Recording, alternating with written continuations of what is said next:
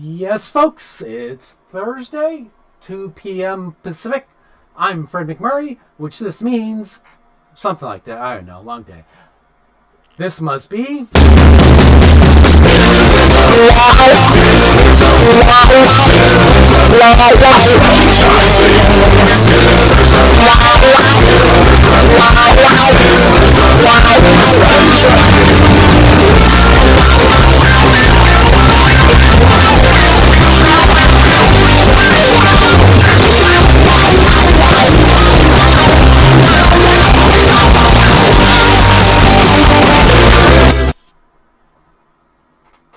And here we are. Hey, happy Friday Eve and happy LGBTQ and Pride Month. This is the first show of June.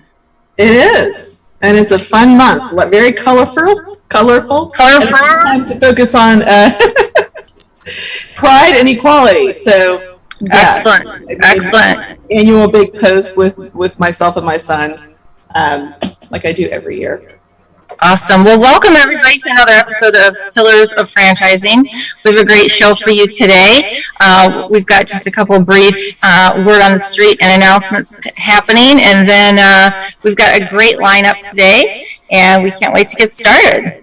Elizabeth, what do you hear today? What's on the street? Well, we got a couple of words on the street. One is the magazine dropped yesterday, so if you have not had a chance to look at it, the June issue is out. We have Daniel Stein on the cover of Special Strong. It's a great cover photo. I really, really loved it. His story, if you haven't heard it, is an incredibly inspiring one. Yep. And if you have any kind of an interest in fitness and in working with special needs humans who benefit so much from his business model and his fitness routines, including getting someone walking who hadn't walked in 7 or 8 years, you need to check that out. It's a great story. Yeah, he was a great interview as well. And we're going to be airing that. We had kind of a technical hiccup. Wait, was that with him or was that with Ellie? It was with him. So he's next week. Awesome. We got our technical issues worked out. So if you had intended to watch that the other week, tune in next Thursday, and we'll have a really heartwarming and interesting interview with him. Yeah, really inspiring. So all of those out there who are thinking, maybe I want to get out of my Joe job, my corporate, ladder job, take a listen to that interview because he was very inspiring, and I think that it will certainly stir your soul. What else do you have, Elizabeth? Well, and it will, and that actually leads right into one of the things we wanted to talk about quickly today, which was you and I read a report about confidence in U.S. employers dropping. Yeah. It's a LinkedIn report that American confidence in employers has suffered the steepest drop that they've had in 2 years. Yep. And it has dropped by 28 points on a scale of 100. So interestingly, it kind of feeds right into what we do, which is help people find franchise systems. Absolutely, yeah. When I read it, I thought, wow, at this point, I didn't know that we could go much lower. And then when I read the report, I thought, holy cow, if there's anything that should make the franchise industry boom, it should be the fact that so many people are so unhappy. And we've talked about it a lot on the show, but it's really kind of one of those weird things because you have everybody thought, as they say in the article, that it was all about pay, and then they realized that that's really not the whole picture. Yeah, I mean, people want to be treated well. They want to be valued. They want to have more flexibility. COVID has certainly informed us as a country that we can have flexibility and be productive. So there's a lot more to it than just the pay and owning a franchise. So, I mean, tell the audience about your experience with owning and growing your locations, because I think that really speaks to the things that people are looking for. Yeah, well, I was one of those corporate moms and was trying to just figure out how do you do the big schedule and the travel with 2 kids at the time, right? And it was really just a really bad snowstorm that got me stuck with 2 kids in a van screaming, no dry diapers left, no formula left. And I was like, that's it. I had I wouldn't say I was even close to where I wanted to be necessarily in a financial situation, in terms of my stock plans and things like that. But I knew that I had enough, I could probably get something started. And I think, especially for women, sometimes it's a matter of thinking like, how am I going to be able to take on this big thing like buying a business and still be the backbone of the family, who has to take care of the kids, who has to do the laundry, who has to clean the house, like all of that stuff, right? It's very overwhelming. And I had just had it to the point where I said, you know what, it doesn't matter. I have to do something. And the great thing when you work with somebody in the industry, call them a consultant, call them a broker, whatever you want to title them, matchmaker, if you will, right, is that they have access to all of these great brands. And so when I work with somebody, the first thing I say is, hey, close your eyes and tell me in 5 or 10 years, what should your life look like? What do you want it to look like, right? Because that's what my broker did with me. And I knew that I wanted to be there for my kids. I knew that I wanted to be more of a room mom, but I also wanted to provide great opportunity for people in the community to grow and to support their own families. And so through a long process, and when I say long, I mean probably 4 to 6 weeks, we were able to nail down some brands. And I didn't pursue it solely for the money. As a matter of fact, the money was kind of like, if I make as much as I did when I left my corporate job, that's fine. I wasn't looking to make in excess necessarily, because for me, it was about quality of life.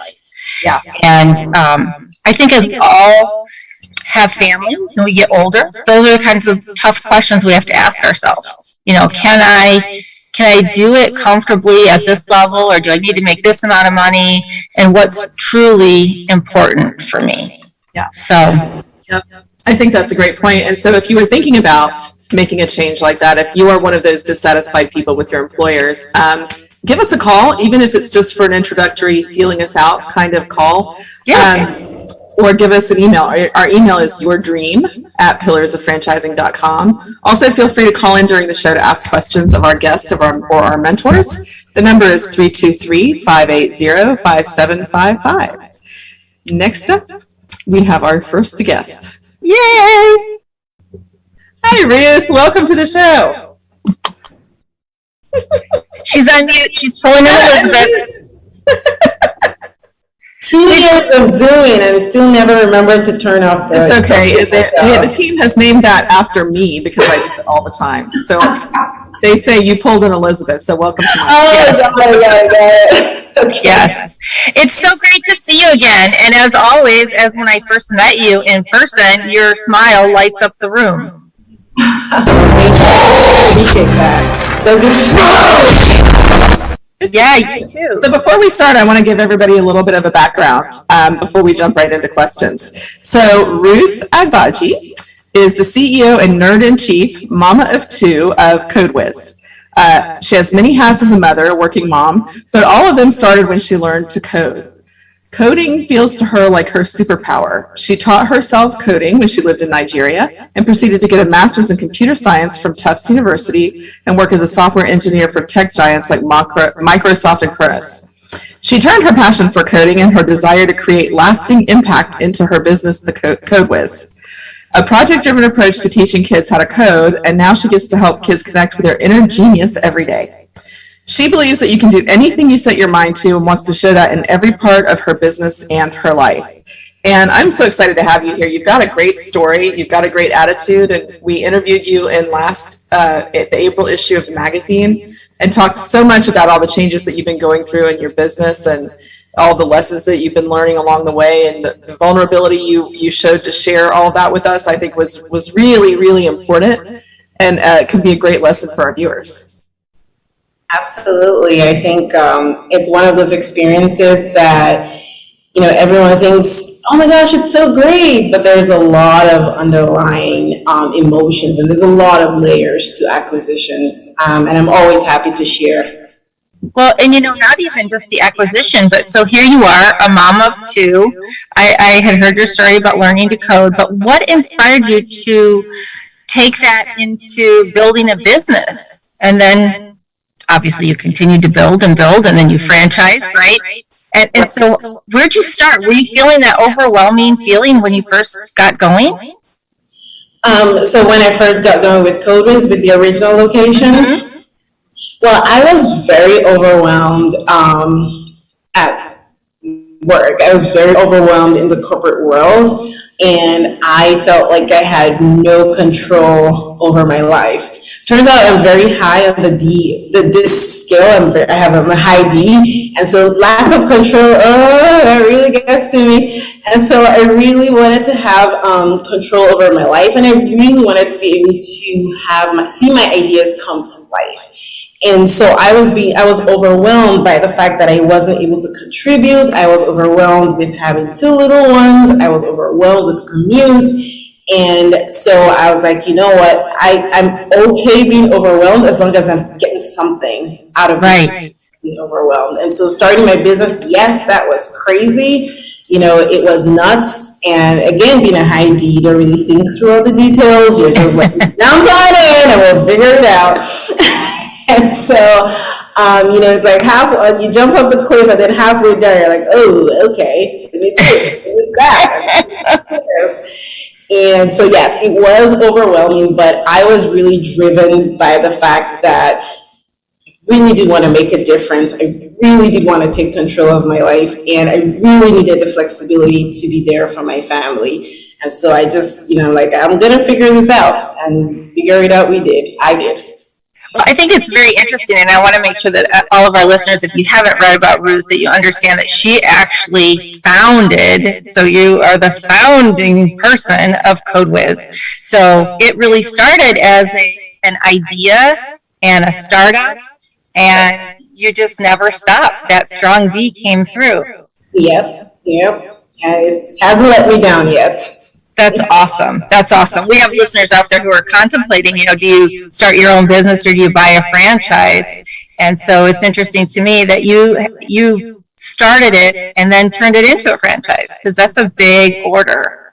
Yeah.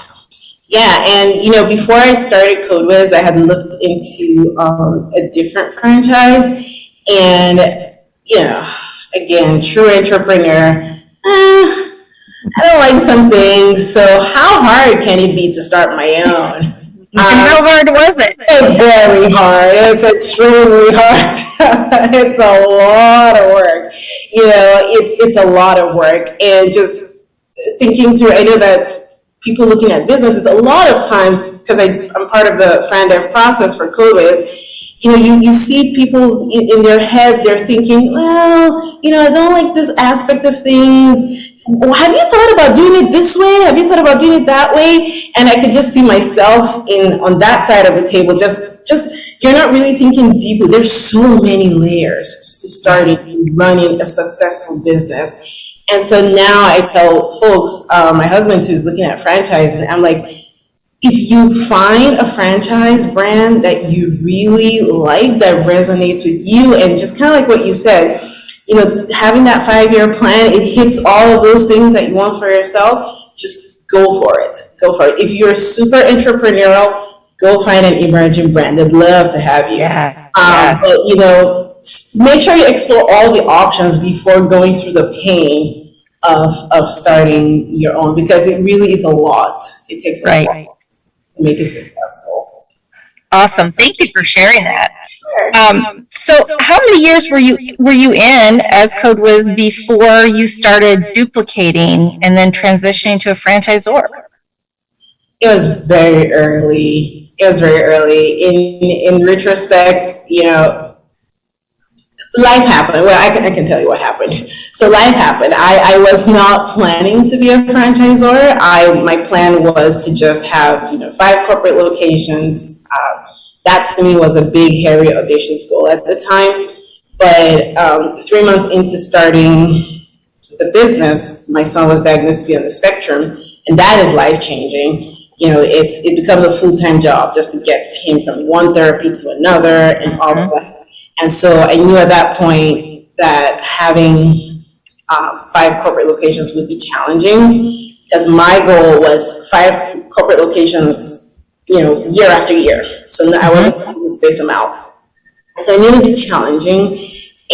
But my mind had latched onto that goal of having multiple locations. And so I was like, okay, well, if I can't do it myself, is there a way to bring in other people and we could do this together? And so I started to think about franchising.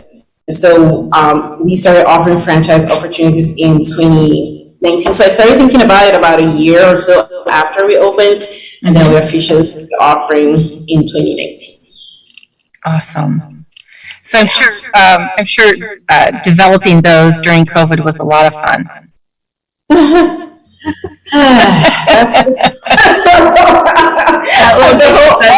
I mean, it's like just when you overcome, right? You just get to where you want to be, and then here we go. Like boom! Oh man, no, it was rough. I often think of myself as somebody who is just resilience, just coming through, having the background that I have, where I grew up, and all of that. I think of myself as being mentally strong, but boy, did COVID test the limits of that strength. There were times where I just wanted to throw in the towel and just be done. And I was like, nobody would blame you. Businesses are dying left, right, center. No, it will be fine. But interestingly enough, what kept me going was the parents' feedback to us. The parents were saying, thank you so much for keeping CodeWiz going, because that's the only thing in my child's life that isn't changing.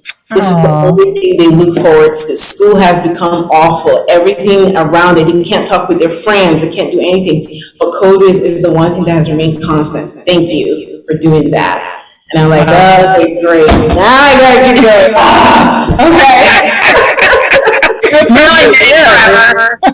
All these children's happiness rests solely on your shoulders. Yeah, exactly. And I take that very seriously. So okay, I'm gonna keep going. And I'm so glad that we did. I really am. COVID wreaked a lot of havoc on many people's lives and businesses, but there were some silver linings, and for us, we had some silver linings. Just transitioning to online classes really opened the door to a lot more opportunities to impact kids around the globe. We had Belgium at the time, from Nigeria, from Canada, Switzerland. It was pretty special. And it was being online, being able to pivot successfully to online classes that then put us on the radar of Tutor Doctor.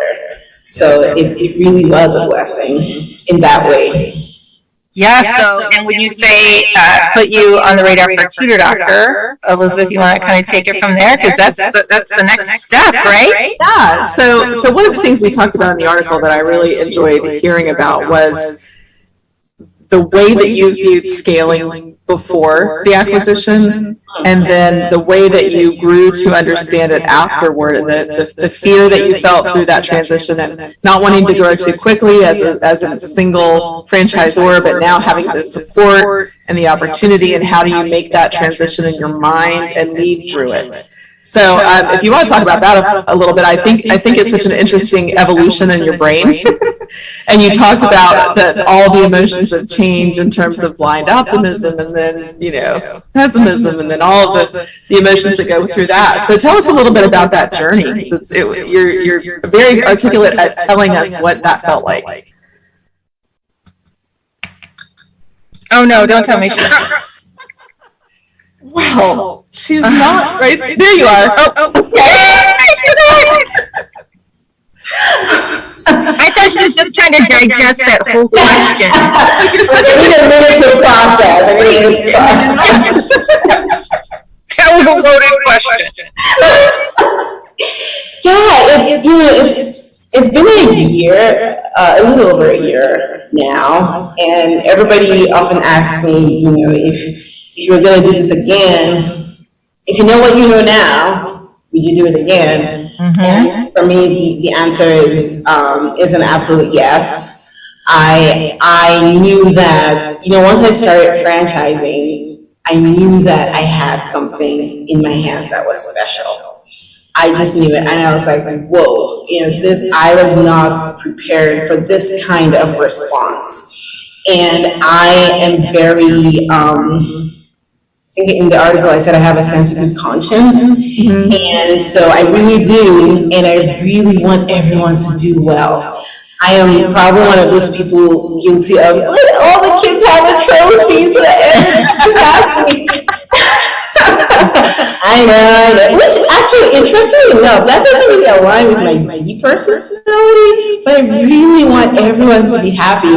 And so for franchisees, I really want them to be successful. And I think having been a founder where we had a second mortgage in our home to be able to fund the initial business, understanding that, money is, for most people, money is not just something that they just have. And there's a lot of sacrifice that comes with starting your own business. Having that background, in my mind, I just want people to be successful.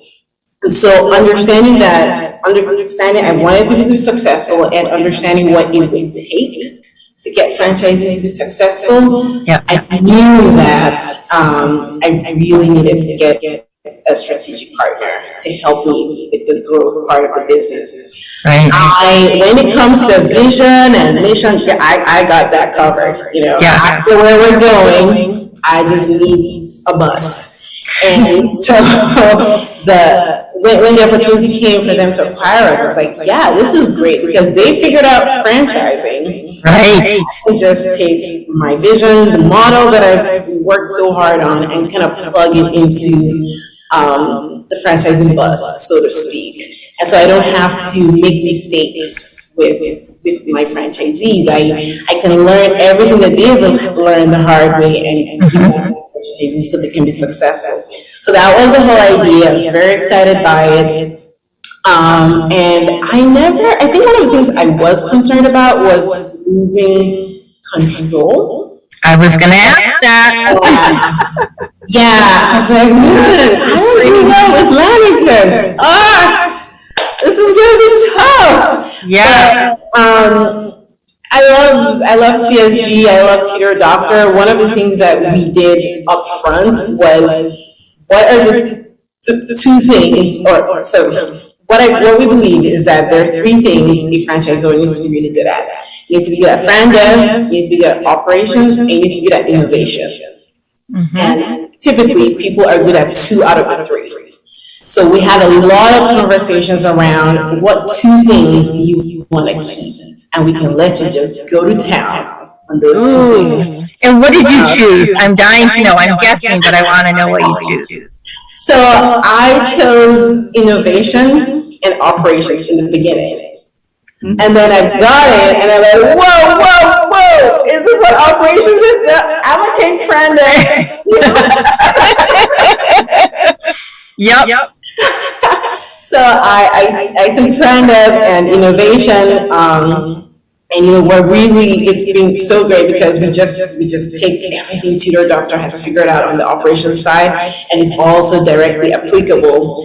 But so anyway, that was my mindset. I was like, oh, this is gonna be great, it's gonna be exciting, they're giving me these 2 areas, I'm all good, my control issues will be under control. And then what happened, Ruth? Something had to have happened. It's not all roses and sunshine. I'm leading up to something. Yeah. It was great. Like, everybody did their best, but the truth is, you now have other voices in the room and people that have opinions. And now all of a sudden, it's like somebody's telling you that you're putting your baby's diaper on wrong. I think of COVID as my 3rd child. I'm like, I know what I'm talking about. This is my baby. Right. And it took a while for me to be like, all right, Ruth, this feelings of invasion, I was feeling invaded. Yeah. Feelings of invasion is normal. This is you've spent countless hours, years, building this, you care about it, so it is normal, but just remember the why. You have to remember why you did this. Yeah. And why was, so that you could grow and you could grow successfully. If you don't allow people in, if you stay closed off and don't stay open to people's opinions and suggestions And third party perspective is great. We as humans just have so many blind spots and we don't realize that. And so somebody coming in with so much franchising experience and just not even knowing the business well is able to see things that you can't. And so I had to have this, conversation with myself. Is you have to remember the why, and it's going to be painful for a little bit because they're going to take it apart to some extent and put it back together so we can really scale. You build, like I was telling myself, that I build a prototype, right? But if that prototype is going to be mass produced, there's going to be some tweaks to it. And so that's kind of like the conversation that I had with myself. And I just had to remind myself, you have to stay humble. You have to stay humble. Ego is an awful thing if you let it get in the way. If you're not open to learning and you're not open to feedback, you're not going to make it. And so that's a conversation I had with myself. And it really has been super helpful because I'm just like, all right, everybody, this is what we have.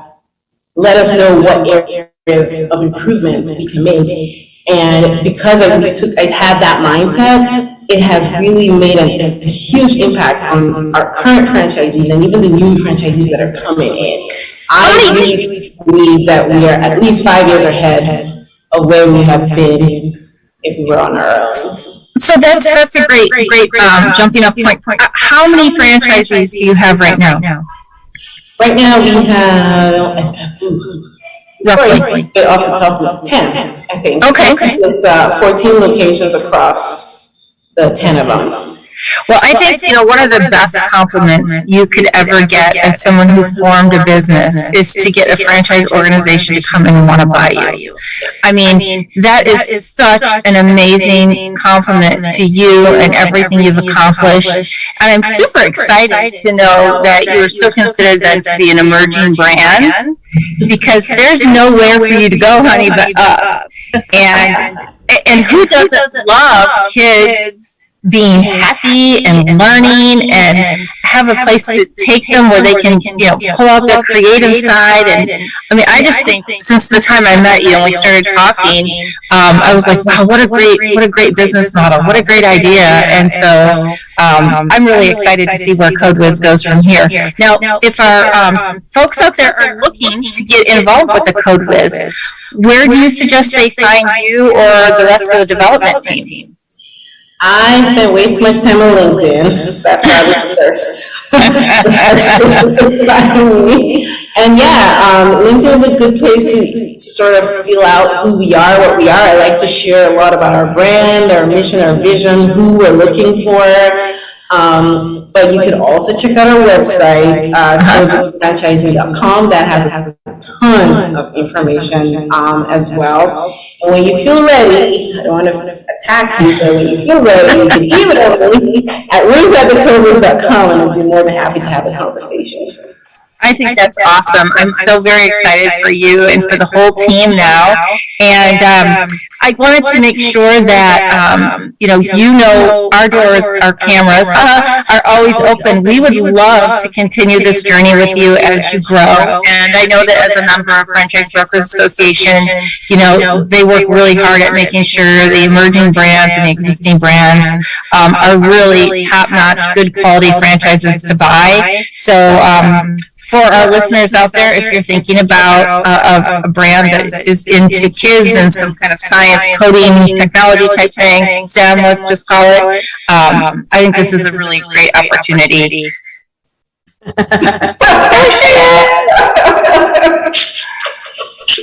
Ruth, thank you so much for sharing your amazing story, and all of your contact information can be also found on pillarsoffranchising.com. Can you tell us very quickly, because I'm remiss in asking you, what type of investment are you looking for from somebody who might want to buy a CodeWiz? So it ranges between $120,000 to $199,000. But right where in the middle is what people would look to spend. Okay. And is that include all inclusive of build outs and everything? Yes. Okay. All inclusive of the franchise fee, build out, and working capital. Awesome. Sounds very reasonable. Might have to check on that, Jerry, my partner there. We have to look that up. So thank you again, Ruth. We're so pleased to have you on the show. And again, check out Code Whiz for all of the exciting information that Ruth has to offer. Thank you for having me. Anytime. Hey, franchise owners, how's your local marketing? Do you feel like you could use some help keeping up with your social media posts and comments and reviews? Do you wonder if you could be doing more to attract local customers? Are you able to identify new movements to your local area? At Westbine, we help franchisees like you reach more local customers through digital marketing. With daily monitoring, creating content, and ad placement, and customer data intelligence, we'll get your business in front of the people who want your products or services. We also work with franchisors who need an agency to handle the digital marketing for all of their locations. If you're ready to reach more local customers, give us a call at 805-265-5440 or visit us at westvine.com. That's 805-265-5440 or westvine.com. Jerry, you're back. I'm back. Did I go somewhere? Well, I don't think, were you with us last week? It doesn't seem like you were.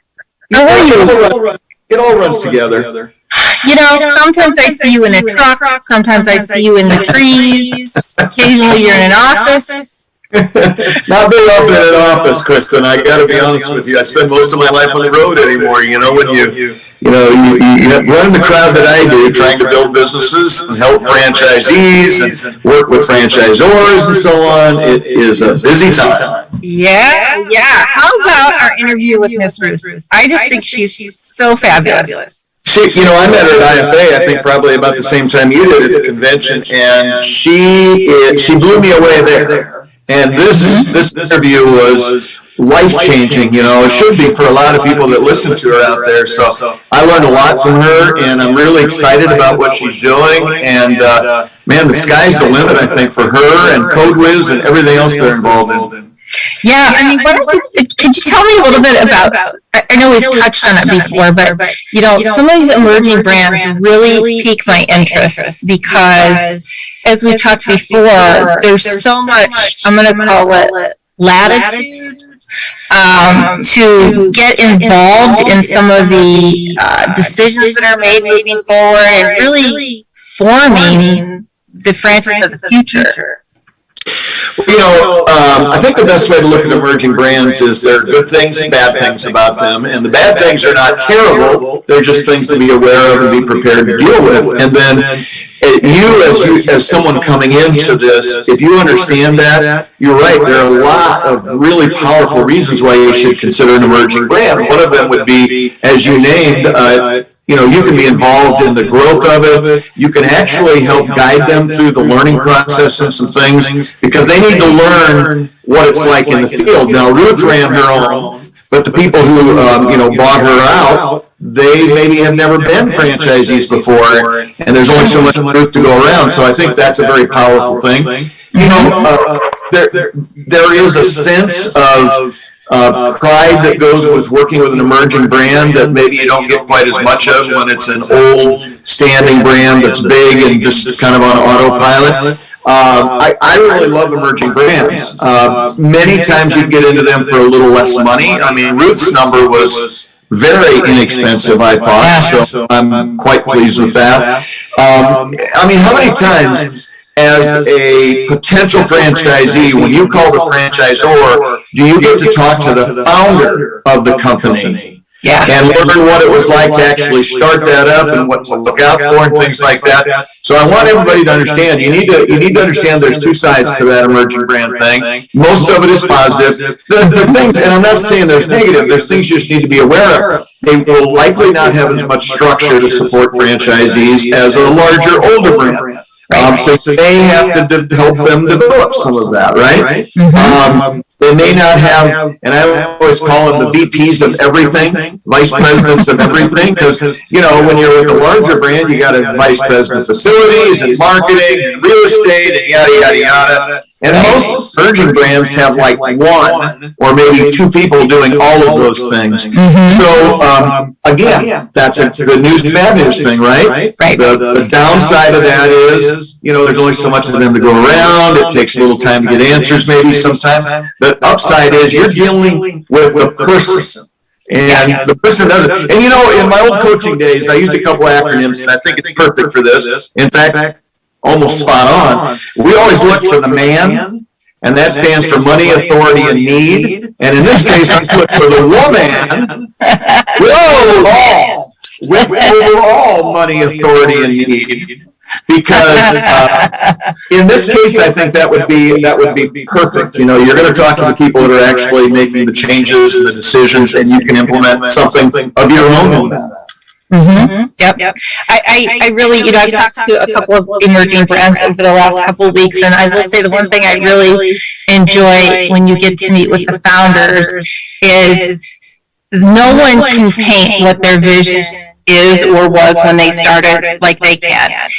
And you won't find another person in the entire organization that believes in it more, that really, at my corporate job, we used to say, oh, we bleed orange, right? Because that was the company color. But I mean, in this case, she bleeds Code Whiz, right? And I just think that there's something so inspiring, and it really gets people engaged and excited to get going, I found it interesting, the comment that I made a note about I found really enlightening was that, the control that she had to give up when she sold, and that she got to choose two things out of the three, right? And then she changed her mind on them, and interestingly enough, that's exactly what happens to franchisees too, because when you buy a franchise system, you cannot be all things to all people. So there's going to be things that are within your sphere of influence, your comfort zone, your expertise, those kinds of things. And other things, you just have to hire somebody to do or farm it out through a third party or something like that. And so many franchisees try to do everything. And generally fail at everything because they can't give up control on two or three things. So I think what she learned in that process is also very pertinent for franchisees coming into this thing. Yeah. What did you think about, I think it was really great that she knew going in that she was a type B personality, right? So for her, she cared enough to identify what type of a person, what type of a leader was she. And I think, to me, that's very important. I took I'm going to call it a survey, a profile or whatever. When I got started in my business too, I had done one in my corporate job just a few months prior. I did another one going in when we were looking for franchises to really help guide me in not just what my strengths and blind spots were, but it kind of guided me to what type of company and then what type of people I needed to hire so that we had a real complete circle in terms of the right mix and such. Well, I tell you, I think everybody thinking about being trying to get into a leadership role or become a franchisee or anything like that should do a disc profile or one of the other versions of that and learn more about themselves before they really go into it. For me, I've always considered myself a leader. I don't know if I am or not, but I've always considered myself a leader. And most of my friends who have watched me over the years would say that I just am somewhat charismatic and take control, take charge, and those kinds of things. It's, follow me and we'll take the hill kind of thing. But interesting, when you take a disc profile or one of the versions of it, you learn your blind spots, as you said. And I think it's important to note that people who are take charge, charismatic types of people tend to have a lot of blind spots, and when they're blind, they are totally black. You can't see them. You don't think you have blind spots. And so for people, I'm going to say like me or others similar, we almost need it more than other people do because we assume we don't have them. And when you're managing people, and that's what you touched on, Kristin, when you're managing people, you cannot manage them all the same. And if you understand the places where you are blind and might struggle, and you run into an issue where you can't get on the same page with an employee, it's almost always because of that blind spot. And if you recognize that and you start getting into that situation, you change the way you approach it, or frankly, you farm it out. If you've got an operations manager, or somebody in another position within your company that can handle that situation that more matches the personality or the understanding of that employee, be prepared to pass that off. Also prepare the person you're passing it off to before you actually pass it off, because they may not be ready for it either. But the fact is, once you understand how you're wired, it makes it much easier to manage people and grow. And you could become an impediment to the growth of your organization because of your blind spot. So recognize it and do something about it. Yeah, I think that's very good advice. I mean, I will, full disclosure, say that I am one of those that runs, I have the vision and I run full on, crazy to the wall, but if you want me to do like deep dives in data, yeah, that's not like analysis. Nah, I'm not so sure. I've got the ideas. I know where I want to go. So I'm like the D, moving straight ahead enthusiastically, getting everybody cheered up around me, right into whatever it happens to be. But so those are certainly valuable. I really appreciate you sharing your thoughts on that. Well, and always, anytime, I love helping potential franchisees and even franchisors in this case. And before Fred sticks his head into this, we have to understand that it's that time of the show where we have to talk about timing for buying a franchise. Is this a good time? And, this starts getting repetitive after a while, but I will change when the times change. The fact is, this is a spectacular time to get into franchising. With the transference of employees and employers and people going different directions. It's amazing. As we talk about, there's lots of money to be loaned against franchise systems because the franchise systems were so strong during COVID and all those kinds of things. So if you're thinking about making a change, now is maybe the best time in history. The last thing I will say is one of the reasons it's the best time is because you got lots of people like us on Pillars who would love to help support you on that journey. So with that, Kristin, I'll turn it back to you. Awesome. Thank you very much, Jerry. We can't wait to see you next week. Along with that, obviously, we do offer those surveys, and there's a lot of them out there online that you can take a look at if you choose to. Elizabeth, I think we're going to switch it over. As usual, thank you for joining Pillars of Franchising. We appreciate every single one of you. We want to give a shout out to our sponsors, the Titus Center for Franchising at Palm Beach Atlantic University. You can find them on the college's website. Also, Franchise Show 247, which can be found at franchiseshow247.com. And we couldn't do without our sponsors, and we appreciate their support. Don't forget, we'd love to have call-in guests. Our number to call in is 323-580-5755. That is 323-580-5755. If you have questions for our guests or for any of our $1 Million mentors, we welcome you to call in at any time on the show. We will do our very best to answer your calls. Stay tuned. More coming up.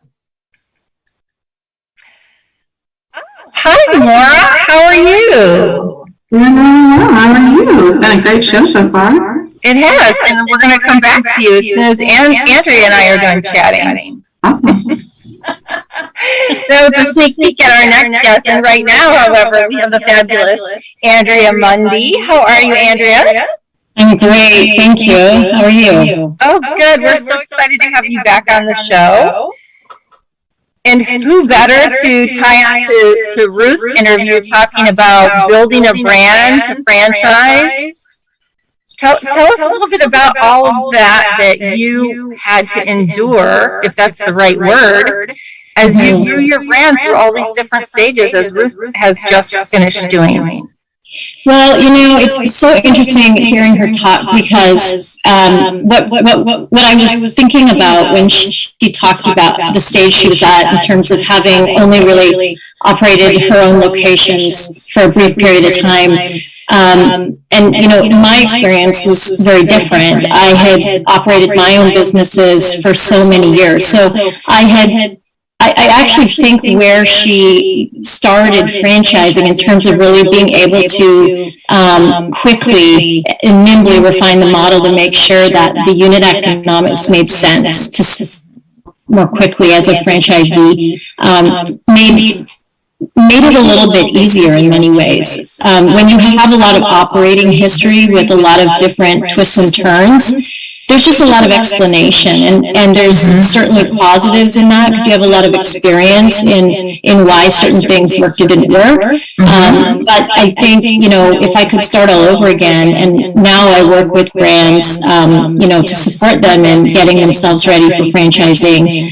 In many ways, if you can come out of the gates with just really powerful unit economics and a model that works, and you put a lot of thought into building your business for franchising instead of creating a business and then making a decision to grow by franchising because somebody wants to do what you're doing, I think you're in a far better place. And I thought a lot about Jerry, what you were talking about with the access to the founder and how as an emerging brand, there are a lot of benefits to working with a founder. And I think Ruth said that, if you're entrepreneurial, find an emerging brand. And I loved that because that's definitely the kind of franchisee that needs to work with an emerging brand. Yeah. But on the other hand, it's very difficult to make that transition to having an acquisition when you have the founder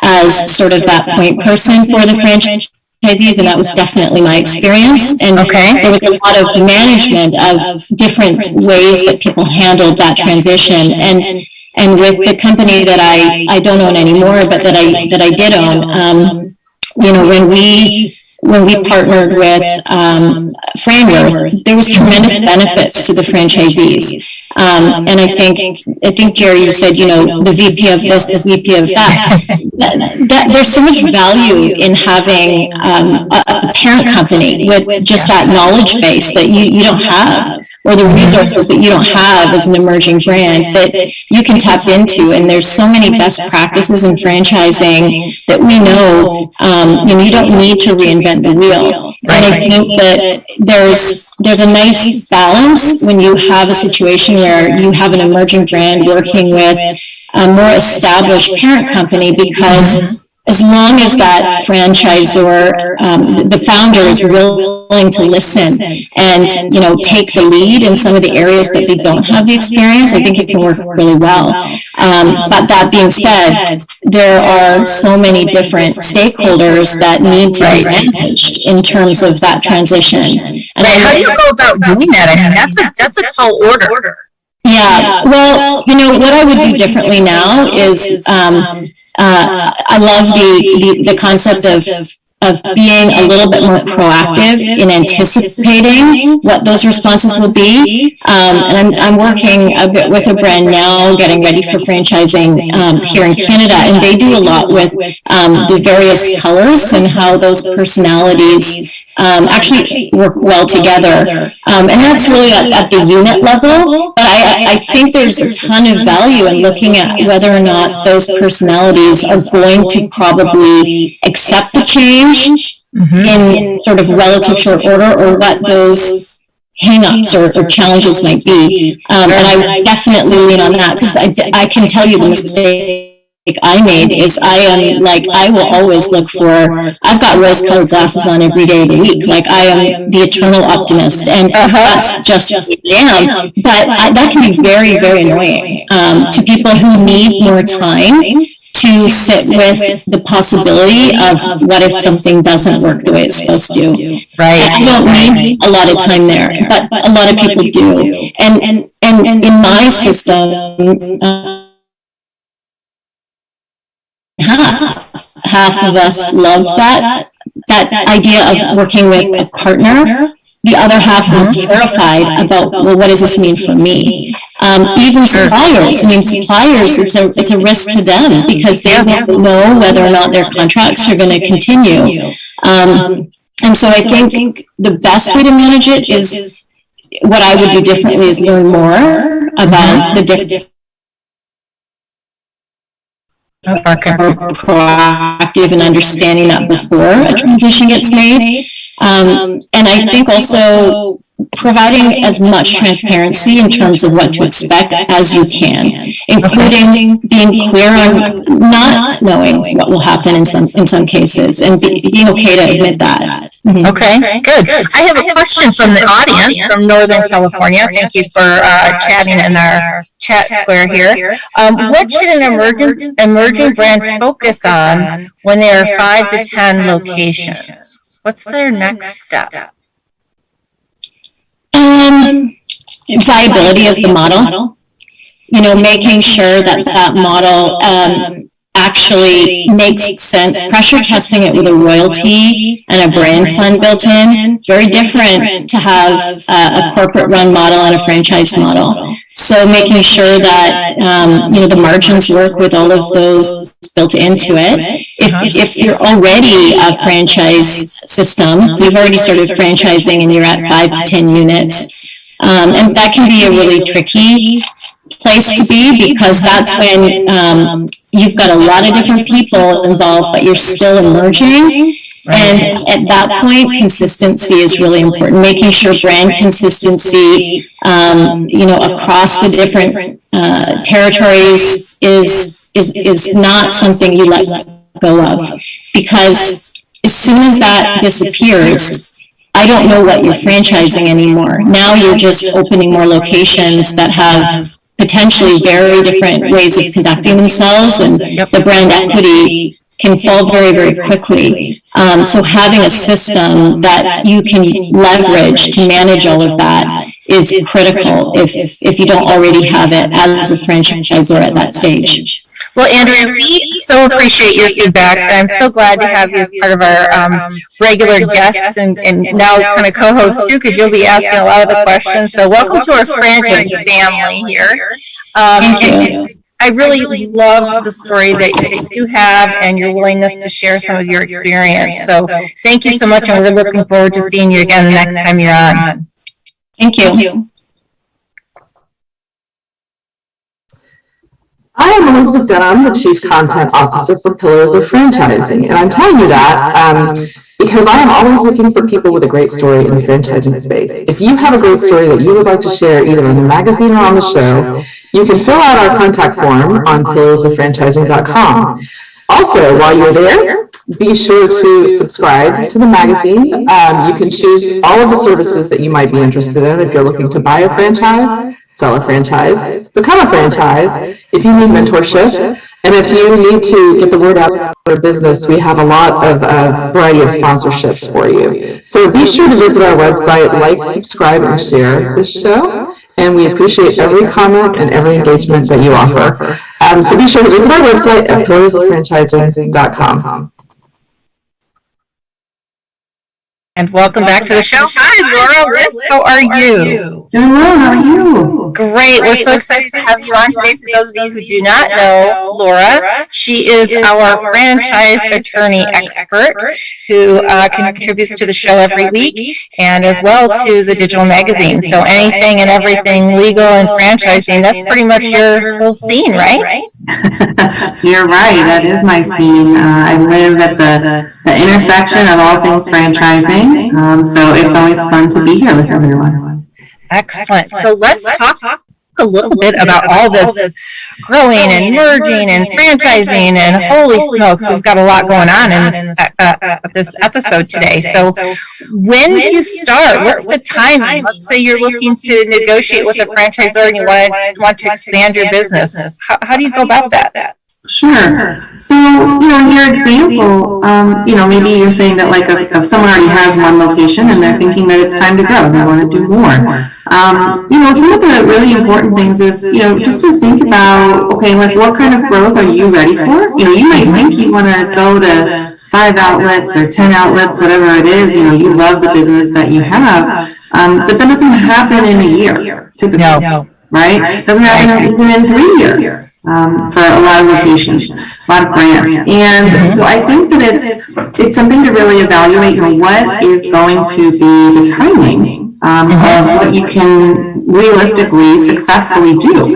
If it took, your all to do the first location really well. And of course, you want each next location to also do well.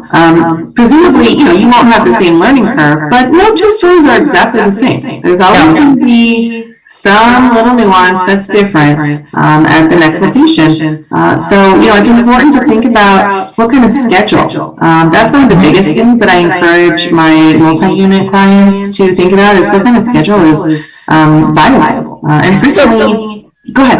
I'm sorry, but the first question I would ask about a schedule is then, when do I get my franchise attorney like yourself involved? Yeah. Do I do it when I'm mulling it over? Do I do it when I'm ready to sign paperwork? What is that?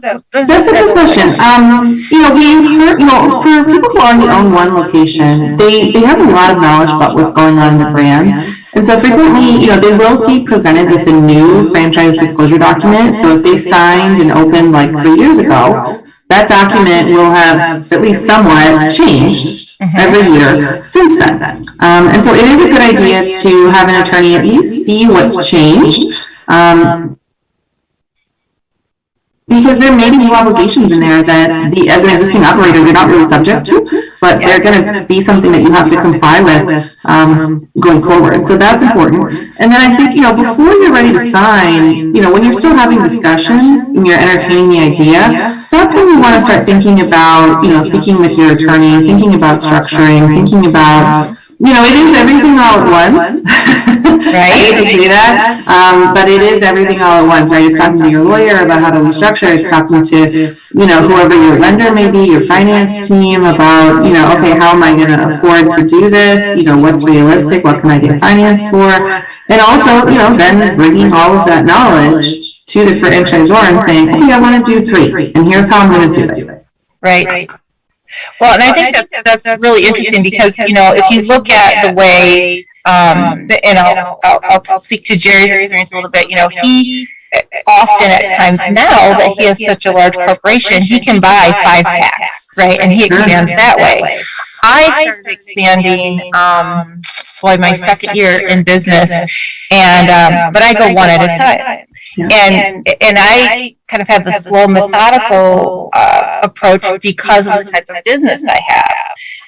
And so I think, the one thing I never did is I didn't really partner with a lawyer to say, hey, is this contract really that different? And I'll tell you, I must have really lucked out because what wound up happening on at least one of those is that they said, okay, yes, here we're approving you to buy it, but now they're both going to be under this one contract. Oh, wow, that is interesting, yeah. So we merged the 2 locations into one FDD, and now this last one that I bought had all kinds of interesting fun things in it that my initial never had, right? So, and I think that's a really good lesson for people to don't just think that you're going to roll in another location and everything's going to be the same. Because they change yearly, right? It changes yearly, typically. That's like the most amount of time that it would go between changes. I mean, it could change more often, but they try not to do that typically.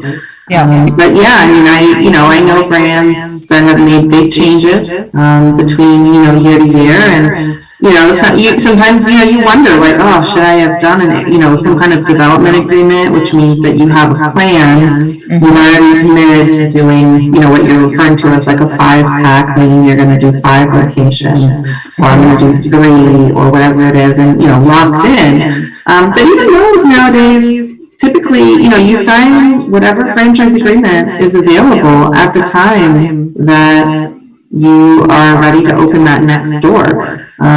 So it may not even, prevent that. You can negotiate some things like the schedule. Sometimes depending on the size of the brand, right? This is an interesting point because we've been talking about franchisors that are growing and scaling, and now we're talking about franchisees that are growing and scaling. And with the franchisors that are growing and scaling, they tend to be a little bit hungrier, right? They're more willing to negotiate because they really want to get their system growing. Right. And that gives the franchisees more leverage to be able to ask for changes, frankly. You're never going to walk into, even Jerry, having lots and lots of stores, you're probably not negotiating much of anything. You're just buying the next 5. Versus new one you are negotiating. Yeah, I found it really interesting. I was helping somebody research some franchises out in California, and I won't disclose the brand, but it was one of those in which you defined your territory by household count, and by household count they meant value of the home, income level. Those were kind of the two cores. And when they first gave him the FDD, he called and said, "Hey, Kristin, can you help me understand this? This is what they consider to be a qualified household." And I started laughing, and I'm like, so here's the thing, like $80,000 in California as considering to be a qualified income.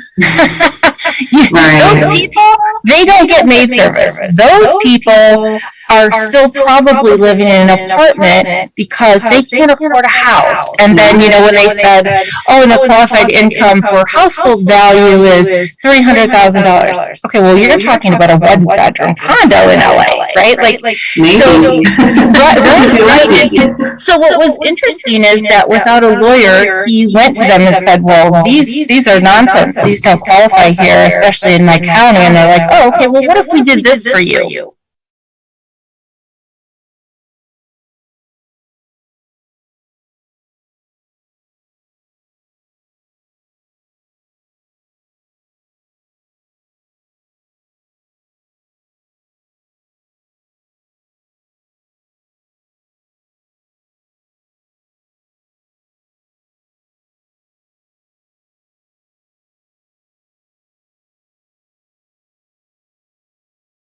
They're willing to do all of that, and you've asked as a person without a lawyer, there's probably some things going on in that franchise system that we're going to uncover that we're not going to like. And that may or may not be the case. I wouldn't take a willingness to negotiate as a symptom of anything bad. Being hungry, as I kind of call it, isn't a bad thing. Especially because those are things that are typically like fill in the blank provisions, right? If I get in and I start negotiating on things that are just, like, okay, well, what's this fee?